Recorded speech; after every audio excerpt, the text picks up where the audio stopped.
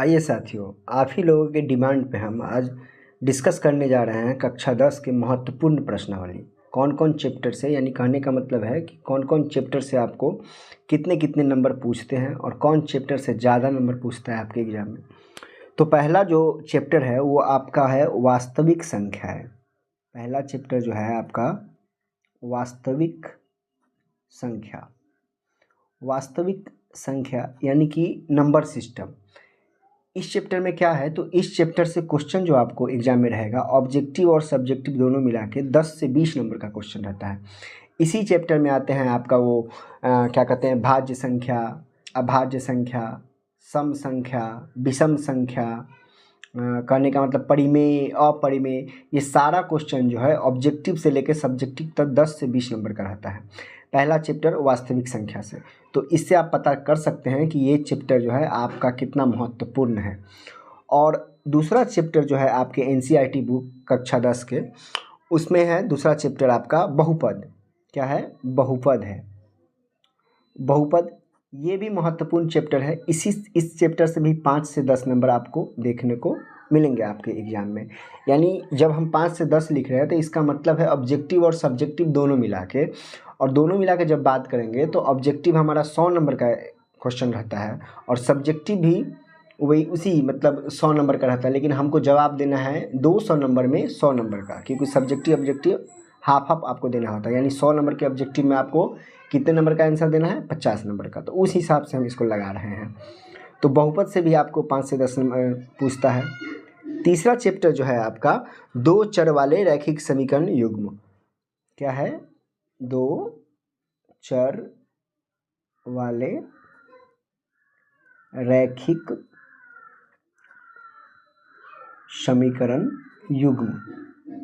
इसमें आपको विलोपन विधि पढ़ना है, प्रतिस्थापन विधि पढ़ना है, ब्रज गुणनखंड विधि पढ़ना है। इसी चैप्टर में वो सारे क्वेश्चन आपको पढ़ना है। तो ये भी इम्पोर्टेंट चैप्टर हम इसको मानेंगे और इस क्वेश्चन से 10 से 20 नंबर का सवाल आएगा आपको। इसमें 1-2 नंबर इधर उधर हो सकता है, उसके लिए दिक्कत नहीं है। अब जो है चौथा चैप्टर जो आपका है वो है द्विघात समीकरण। ठीक है, द्विघात समीकरण जिसमें आपको गुणनखंड सॉल्व करना होता है, या आप विवेचन निकाल सकते हैं। d बराबर b² - 4c, इस पे क्वेश्चन आएगा, या इसका गुणनखंड कर सकते हैं। ये सब किस में आ जाएगा? द्विघात समीकरण चैप्टर में। ये क्वेश्चन भी आप 10 नंबर मानकर चलिए कि आपके एग्जाम में पूछा जाता है।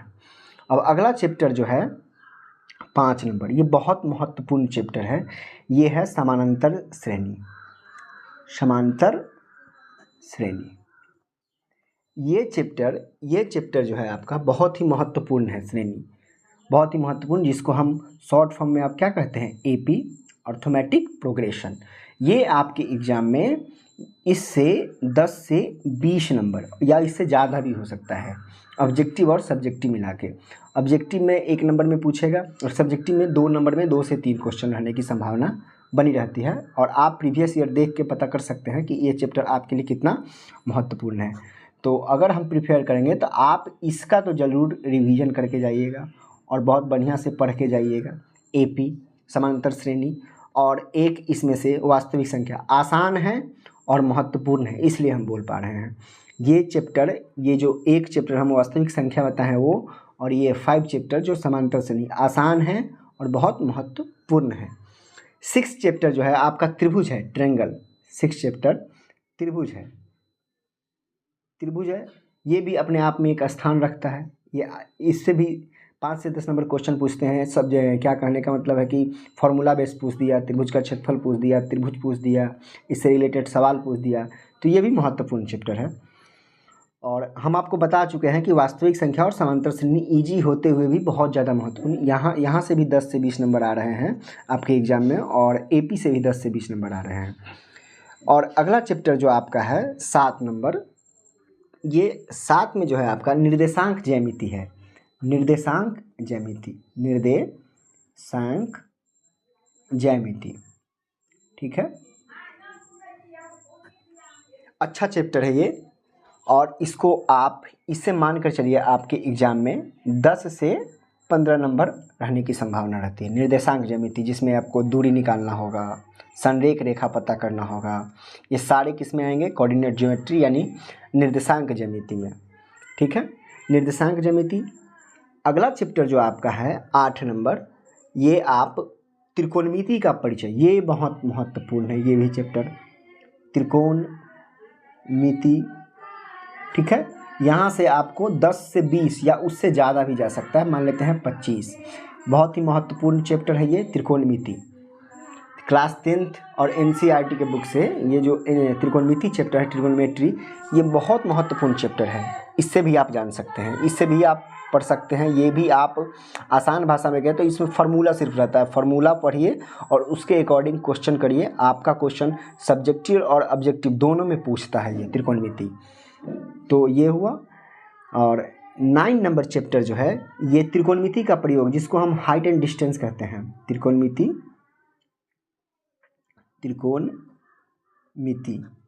का प्रयोग जो है, ठीक है, ये फिक्स आप रखिए कि 5 नंबर, जब 5 नंबर वाला जब क्वेश्चन पूछता है तो एक हमेशा रहता है, इससे एक 5 नंबर का क्वेश्चन हमेशा रहेगा। जिस प्रकार त्रिकोणमिति से एक 5 नंबर और एक 5 नंबर, ये दोनों फिक्स रहेंगे सब्जेक्टिव में 5-5 नंबर का। ऑब्जेक्टिव में इससे बहुत क्वेश्चन रहेंगे। ठीक है, तो त्रिकोणमिति ये भी चैप्टर आपका महत्वपूर्ण है।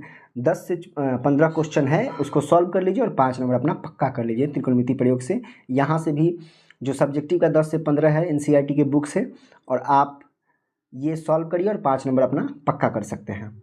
अगला चैप्टर जो है 10 नंबर चैप्टर जो है आपका वृत्त है, यानी सर्कल, वृत्त। ठीक है, जिसमें आपको फार्मूला बेस्ड क्वेश्चन पूछा जाएगा और ये भी चैप्टर आपको 5 से 10 नंबर का पूछा जाता है वृत्त से। ठीक, आगे जो है जैसे हम बात कर पा रहे हैं तो आप देख पा रहे हैं कि वास्तविक संख्या 10 से 20 नंबर, अगर यहाँ से 20 और ये 20 40 और ये 25, तो 65 और 5 कितना 70 नंबर। अगर ये 3 चैप्टर को आप कर लेते हैं, वास्तविक संख्याएं, यानी कि आप जो चैप्टर हम बता पा रहे हैं आपको, तो ये देखिए यहाँ पे वास्तविक संख्याएं एक आप कर सकते हैं। ईजी टू नंबर के मतलब ईजी वे में आप नंबर ले आ सकते हैं, एक समानांतर श्रेणी से ले आ सकते हैं और त्रिकोणमिति परिचय से ले आ सकते हैं। ये तीनों चैप्टर आपके 70 नंबर, आपके एग्जाम में कितने नंबर कवर करेंगे? 70 नंबर। ठीक है, ये 3 चैप्टर मात्र। आगे हम बता देते हैं, और आगे जैसे कि 11 नंबर चैप्टर है तो रचनाएं हैं इसमें। ठीक है, रचनाएं यानी आपको दे दिया जाएगा, वो क्या कहते हैं, आरेख, फिगर वगैरह बनाना रहता है, उससे क्वेश्चन आपका पूछता है। एक फिगर दे दिया जाएगा, उसको सॉल्व करिएगा 5 नंबर का आरेख से। ठीक है, उसके बाद आपका वृत्त से संबंधित क्षेत्रफल रहेगा, वृत्त संबंधित क्षेत्रफल।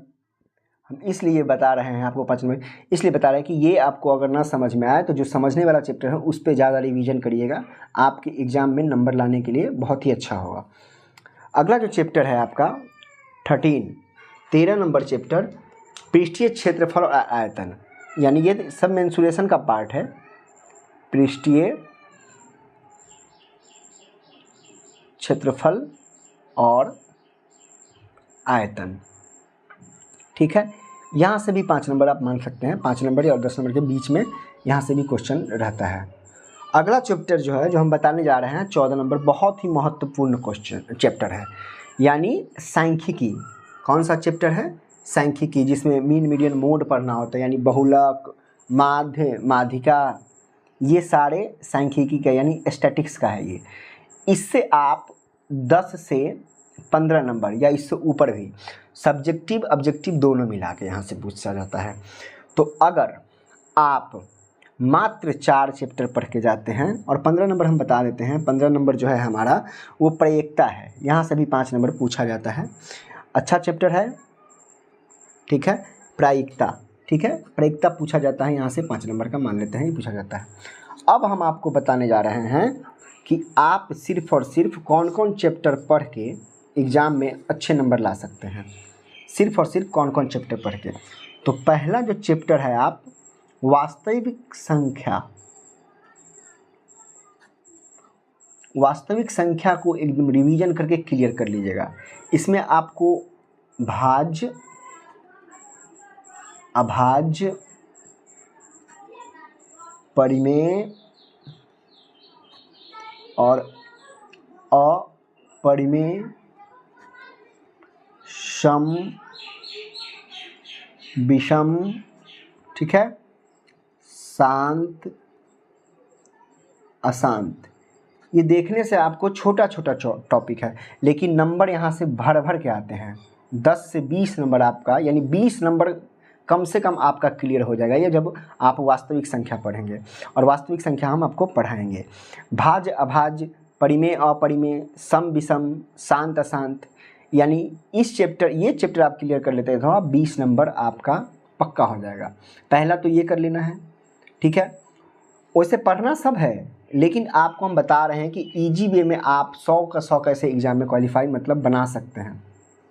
दूसरा चैप्टर जो है आपका, दूसरा नंबर पर हम रखेंगे समांतर श्रेणी, ठीक है, समांतर श्रेणी यानी एपी को। एपी से अभी आपका 10 से 20 नंबर देखने को मिलेगा, ऑब्जेक्टिव और सब्जेक्टिव दोनों में, ठीक है। ये भी फार्मूला बेस है, एसएन का फार्मूला आपको आना चाहिए, एन बराबर क्या होता है आना चाहिए, एन क्या होता है आना चाहिए, सारा हम बताएंगे आपको, ठीक है। तो ये 20-20 कितना हुआ 40। तीसरे स्थान पर अगर रखेंगे तो बहुत मोस्ट इम्पोर्टेंट है आपका त्रिकोणमिति। देखिए, जब हम त्रिकोणमिति का बात कर रहे हैं तो त्रिकोणमिति और हाइट एंड डिस्टेंस यानी उसका प्रयोग का भी बात कर रहे हैं।